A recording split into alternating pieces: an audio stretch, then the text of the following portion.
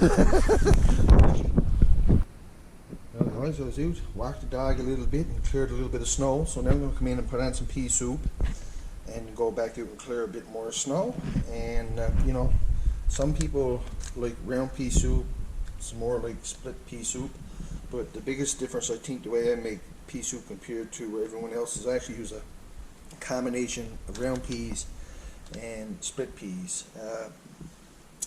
And I like to use salt beef, and then all I use is a turnip, carrot, a little bit of potato and onion. This is a 6-quart boiler, so roughly half filling.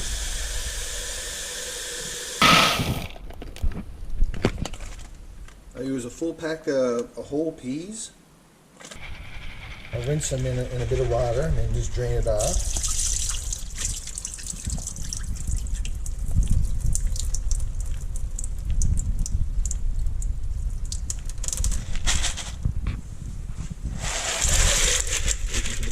Now with the split peas, I usually use a third to a half a pack of split peas. There's already a little few gone out of this bag.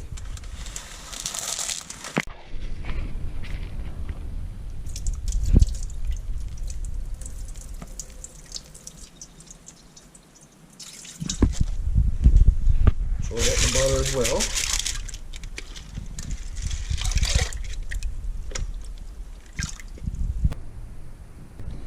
I like the salt beef that got a bone in it, and especially for soup, I like to have that bone in the soup. You gotta be careful because a lot of salt will come out of it, and you'll see the bone is there. So I'm going to cut the beef right there. Hard to do here with one hand, but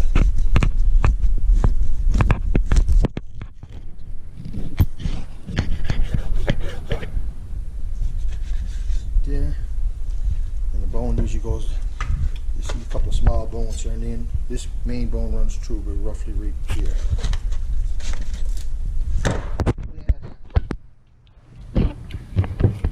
Bit of meat on the edge of the bones and the sides.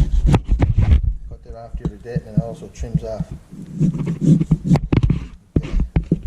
And now this bone here. Put this in the soup. Okay.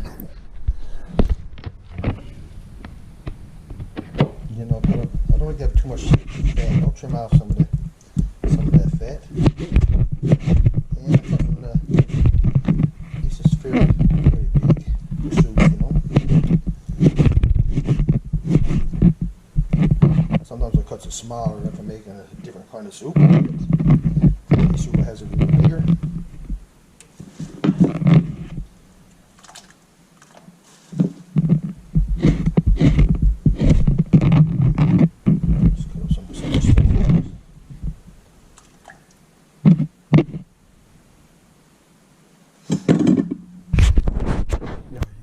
Nowhere near a full piece of beef or it'll be way too salty, right? So I think that's looking pretty good. Yeah, you want to know if you don't want it too fresh, but like I say, you don't want it too salty either. So this right here, this is just all meat, and I'll use this in soups and stuff again later on, or a cooked dinner especially. And then bony pieces right here, like that. I'll save that for another boiler of soup. I really like the bones in the soup. And just gives it a little swirl around here. Like that there. Now that I got the beef and peas in, and I got the burner turned on, I just continue on cutting up the vegetables and adding it to the soup. You know, everyone does things differently. I'm just showing you the way I do it, and it works for me. I'll cut up the turnip first, and then the carrots and onion and potato. And as I'm cutting it up, I'll just add it to the boiler. And then once I'm done here, everything is already in the soup. I haven't got to touch it no more until it's done, unless sometimes I put doughboys in there. And usually for pea soup, they're a little more soggier doughboys, more so than fluffy ones. Alright, start off with a medium-sized turnip, I guess. Just splitting down the middle first. And for soup, you know, especially with turnip, that I like to have a little bit, you know, not too big. I'm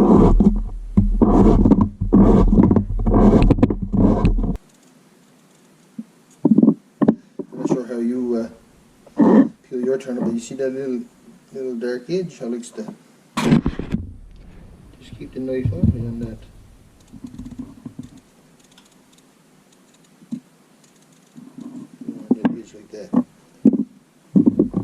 Throw that again.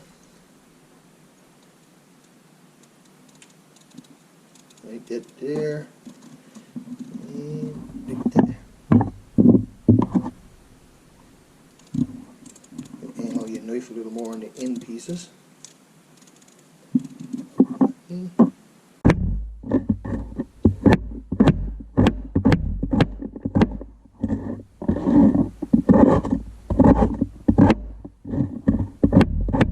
Now, so I got one turnip dice washed down. I'll just add that to the boiler.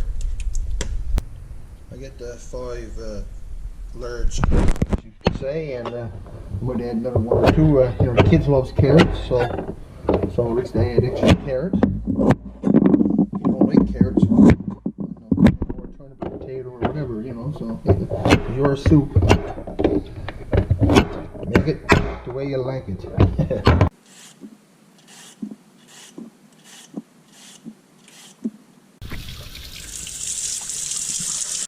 Now, if these carrots were smaller, I would just cut them around like that, but since they're a little bigger, I'll first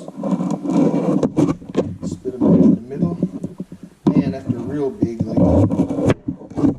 real big, a bit bigger, sometimes I'll just instead of half, you know, a quarter of them. So it's a little big.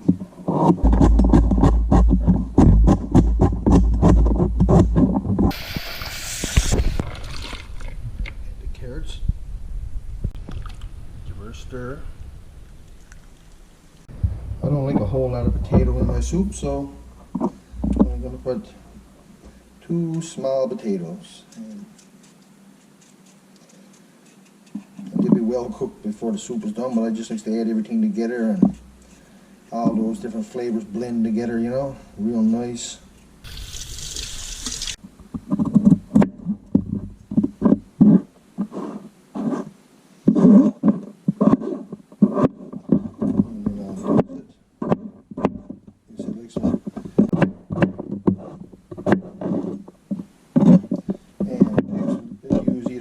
Small onions or 1 large one.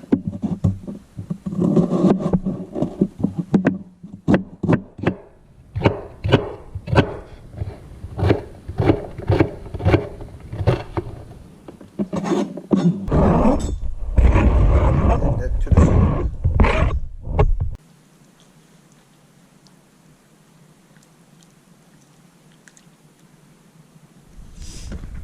So what I'm going to do now, I'm going to let this come to a boil, and then I'm going to turn back the heat. I'm going to do that before I go clearing any more snow. Then after that, the wife will keep an eye on it. But I think I'm actually going to cut up 1 more carrot and add to this. Make that 2 more carrots. Like I said, just use what you like.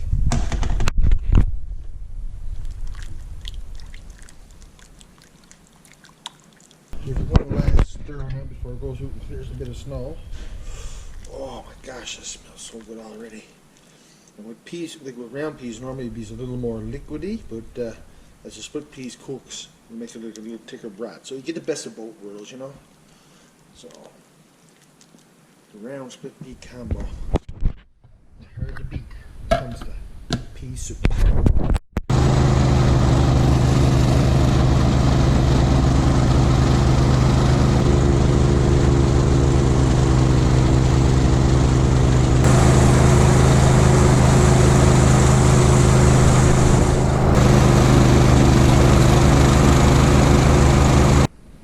Had it on for about 1.5 hours now. We'll go a little while longer, but you got to be careful now at this stage of the game to make sure the split don't settle down to the bottom and stick on or anything. It's starting to thicken up there now, but I think that just hollow out a couple. I think they're a little bit hard to get the round one, so just go a little while longer. If it gets too thick, I'll just add another bit of water, but yeah, I decided to make a few doughboys that help to spare the brittle eye. Ooh, just look at that. Turn off the... Now. Oh my, look at that. First thing to do, I'll take the doughboys out. Large them on a plate. Oh my. These on for about 20 minutes, I think it was.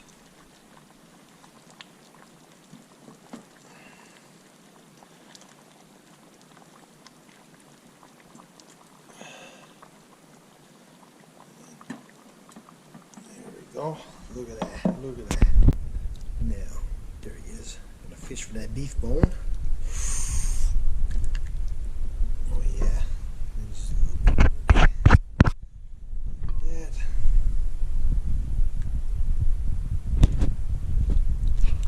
Oh boy. Smells so good. Make sure I stir it up too, because the split peas kind of settles down to the bottom.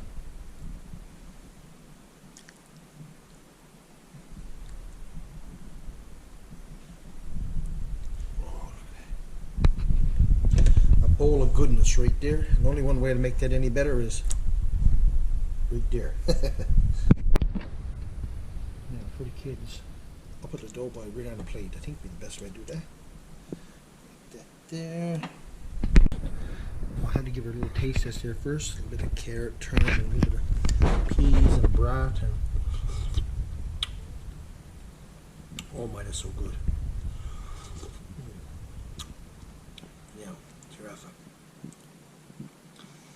Get that dough by and just absorb some of that juice like that.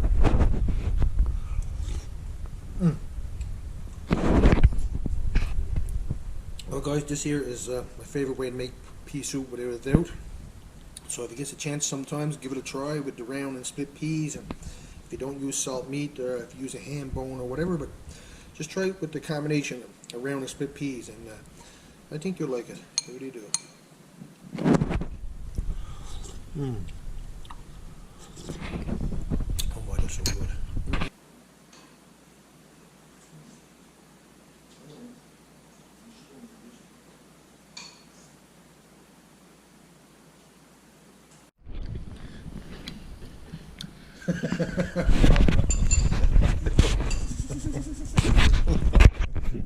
Oh my. Now the leftover soup I put in this smaller pot, and when it cools down I'm going to put it in the refrigerator, and same with the dough boys. When he cools down I'm going to wrap them up, and tomorrow just got to heat this up and have another fantastic meal. So perfect. Alright guys, the only other thing I should mention is these are yellow round and yellow split peas. One thing I noticed when I was clearing the snow, I need to top up the bird feeders there again. And I got the snowblower back in the shed. I found the dog mattress that was under the snow. So yeah, and got a fire going, but I want the fire to burn down a bit, because for supper now later on we're just going to roast some rounders right in that stove there. So they're going to be good. I guess the leftover soup be for tomorrow for supper, because for dinner tomorrow we're going to bake up a goose, have a proper cooked dinner, you know. Sunday ain't the same if you don't have a good old cooked dinner. Oh, I got 7 pounds of moose meat there. I'm going to make about 5 pounds of moose jerky, and never made jerky in a while, because that's all my dehydrator could hold at a time. It's 5 pounds, and the other couple of pounds will fry that up Monday for supper probably. So anyhow, yeah, if you get a chance, you know, to try that round split pea soup combo, give it a try. I don't think you'll be disappointed. I guess that's it for this video though. I really appreciate you all watching, guys. Take care. All the best from the big land. And I think it's time for a refreshment now. What do you think?